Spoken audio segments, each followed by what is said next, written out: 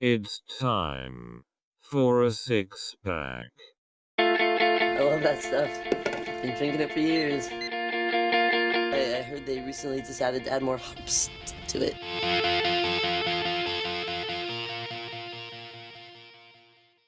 What's happening, Sports Crew? It's your resident NFL handicapper, Mike Stromme, and I'm back with your six-pack. This ain't no room temperature natty light six-pack you grab from your old man's garage, ladies and gentlemen. We've got fancy imported craft brews, all because the six-pack has been in fuego over the past 3 weeks. We've had back-to-back 5-1 weeks. We are 17-7 overall in the season, 12-4 ATS, and our totals are 5-3. Let's keep it going with week 5. Here we go. For my first pick, we go to Natty for a clash between the Bills and the Bengals. Don't look now, but the Bills are leading the AFC East at the quarter pole of the NFL season with a 3-1 record. Not only are the Bills winning games outright, they're covering numbers, ladies and gentlemen. They are 4-0 ATS on the season and getting points once again. While they have seemed to turn things around offensively, the Bengals are still a 1-3 football team, the exact inverse of the record of the boys in blue from Orchard Park. Bill Parcells once said, "You are what your record says you are," and I believe this holds true in this matchup. The Bengals have to do better than beating up on the Cleveland Browns before I can lay points with them. The better team is getting points in this contest. I'll take the field goal with the Bills.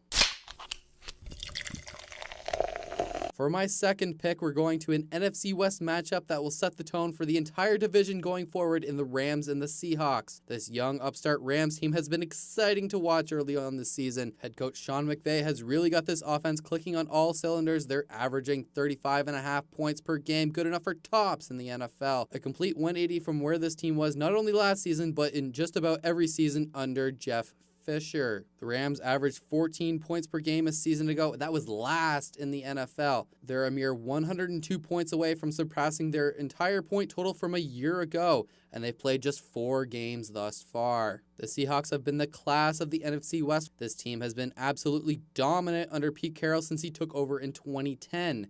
The Seahawks are 72-43 in the regular season during Carroll's tenure. But did you know over that same span, Carroll's Seahawks, with many of the same characters still on the same roster, are 2-5 in St. Louis and Los Angeles?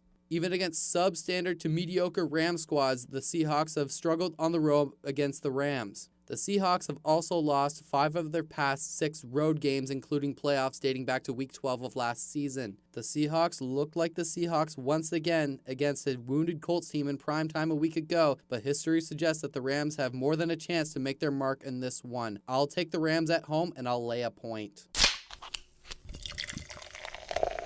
For my third pick, I'll take the Baltimore Ravens plus 2.5. The Ravens look good in their first 2 games of the season, but have struggled as of late after getting embarrassed in London versus the Jags and dropping a game against their hated rivals in the Pittsburgh Steelers in a rather decisive fashion a week ago. While I don't love how the Ravens have limped into this one, in addition to traveling just over 10,000 miles in 2 weeks, this line is a major overreaction. There is no way EJ freaking Manuel in 2017 should be favored. None. Not only is Derek Carr out for this one, but both stud Raider wide receivers and Cooper and Crabtree are questionable for this matchup. I expect the Ravens defense to take over in this one. I will gladly take the Ravens getting 2.5 in this contest.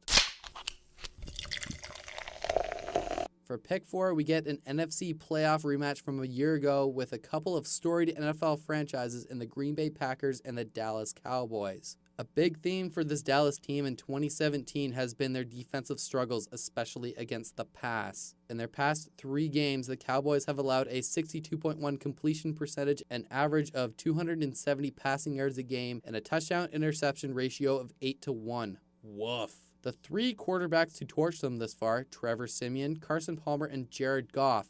Not exactly Brady, Montana, and Marino. Enter Aaron Rodgers and this lethal Green Bay passing attack. I fully expect Rodgers and company to shred this banged-up Cowboys secondary. Mix in the fact that the Packers have had a few extra days off to prepare following their Week 4 Thursday night game, and it really makes it hard not to love the Packers in the spot. I'll take Green Bay plus 2.5.